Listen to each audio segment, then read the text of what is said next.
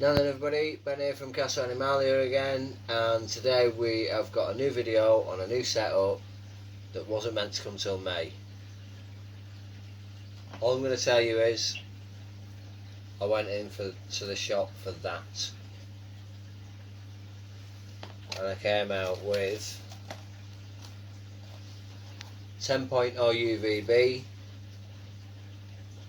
and a 60 watt basking light to reset the old iguana cage up for. So let's hyperlapse this, see what we did from what it was to what it is now, and at the end of the video let's have a look and see what it is that's going in there.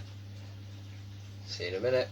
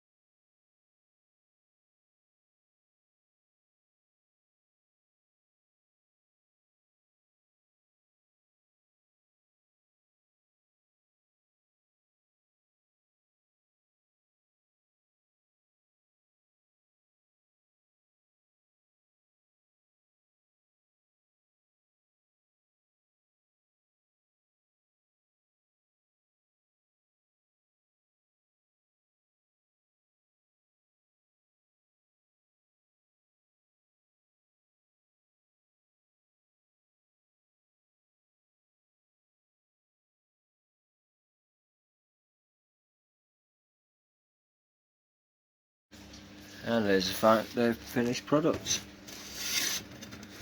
Open it up.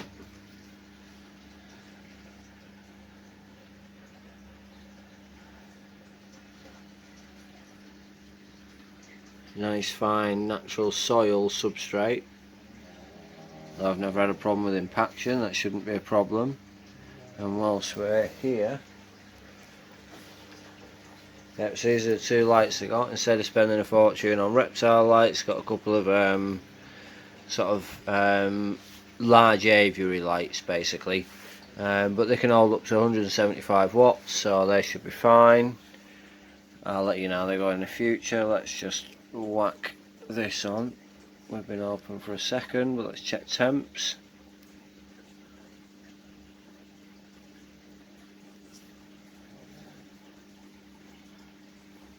Perfect. So a little smidge up, it's going to be warmer, but let's check the UV basking area. The UV basking area is towards the back.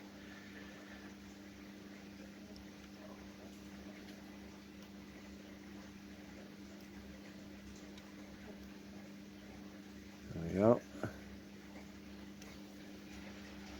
27.5. Cool side.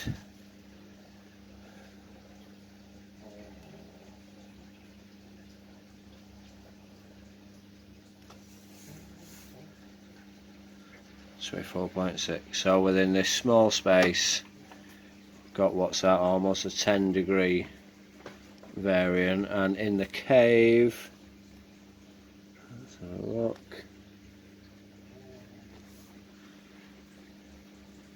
25.8. Perfect. So that's why we positioned the cave here. Heat bulbs here, so as you can get up. Oh, don't want to give too much away. Could be anything. Can get up slightly higher or slightly lower. It's going to have a nice temperature range there. Nice cool area. Still well lit. 2 PLs over one side for the plants, and then the heat and the UV. And then down there you can see the sulcata's box with his UV and his heat bulb. his little winter box for now.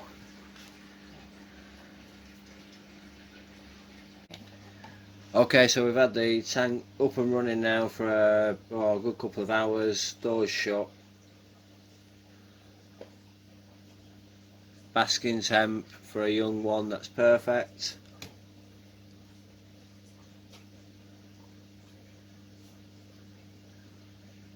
.28.2 at the back where the UV light's going to be. Now, quite importantly, cool side.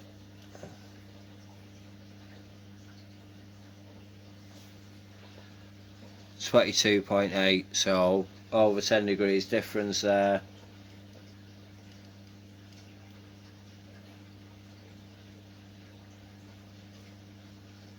And 25, I went a bit Irish then. 25.8 actually in the cave where we're hoping that she will sleep. So let's everything looks good. Let's get the critter and have a look at what we've got. Okay, so I don't know if the lighting is going to do this girl justice. She's stunning. Again, we weren't going to do this to May. I know that the lighting's a little bit awkward because it is Christmas Eve night.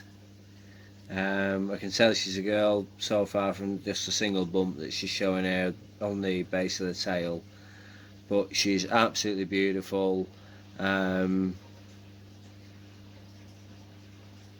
this is going to be a new enclosure. The reason we're doing this now is because it's a surprise for our eldest Logan. He's mad on dinosaurs, and I figured you can't. I've had bearded dragons before, and they are the best first reptile pet you can get, without a doubt. Reasonable size, good temperament, easy handling. So we're going to pop her in now tonight. She's been hidden away in a smaller tank up on one of the big fish tanks, and so he doesn't know she's here. She's only been here a couple of days, but here she is. This is the new girl. And what are we thinking? Ember. Drop it down in the comments below. Let us know what you think of that name. I think it's brilliant. Obviously Logan's going to be somewhat in charge, but I'm sure his mum will convince him that Ember is perfect. Go on then, sweetheart, you going to have a look around? Hey? What do you think about that?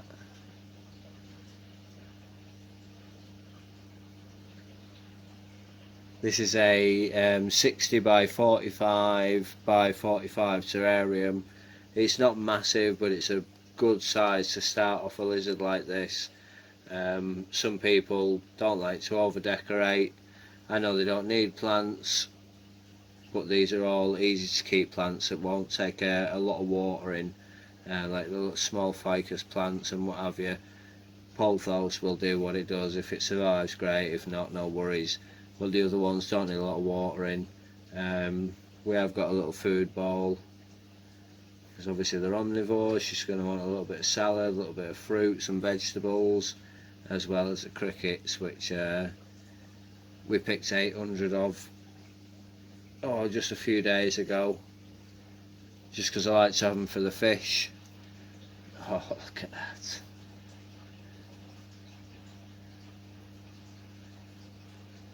Beautiful. And quick tip for anybody who wants to do something like this, in all honesty, I picked these plants up weeks ago, just to replant the tank, just so that it wasn't sat sort of going to waste. I just wanted to put some plants in there just in case something came along, and believe me, this wasn't the plan. I went in to buy a pot of calcium and D3 I ended up walking out with a lot more, but she's a stunner. So next step is see what Logan thinks on Christmas morning. This one he has no idea about. So one thing I will say is, and I know I touched on it a few minutes ago, but like I know some people in the comments are going to say, oh, the desert species, they don't need this, they don't need that. I won't be keeping regular bowls of water in here. I like to water them as I like to water them when I kind of like to. She's going to be getting veg and stuff like that, so plenty of moisture in the food, but more to the point is, I know people are going to say plants and all the rest of it aren't necessary, and I know that. But for me, I think it's dead important when you're getting to know a reptile that they have an interactive home. This is, as they're growing, they're creating, they're becoming intelligent. And if they're just stuck in a box with nothing to look at, they don't become intelligent. In here, when I feed her, for example, crickets, she's going to have to move about the plants, the soil, the cave. She's going to have to hunt them down. She's going to have to put some effort in. Now, as a very, very, very, very baby dragon, I would do it slightly differently, but at her size, her strength, she's more than apt to go hunting about. And so it's an interactive setup. It's not, I don't even care if the plants survive. If in 3 months' time all the plants have dried out and died, it doesn't matter. By then we'll have created a bond, and she'll be able to interact with us in different and varied environments. But initially, when she's going to be sort of getting used to even just herself, this for me is important. Each to their own. Some prefer a plastic box with a piece of newspaper and the lights. Some, like me, prefer some sort of living terrarium. I don't think there's a right or wrong way to do it, depending on the time you got to spend with the animal, but for me personally, this is the way I choose to always at least start young animals. And as our trust grows and we get to know each other and they can spend more time out, then I find it less and less important. But yeah, anyway, that was just me doing another brief point. Not very good at brief. It's so informative. We get enough actual subscribers. I'll do a live and we'll do a brief discussion on something reptilian or fish or something, and we'll see how many hours the live can go on for. Ready? Mhm. Right, turn around. Have a look in there. Whoa, a belated dragon. Right? Wow. That's why you set this up?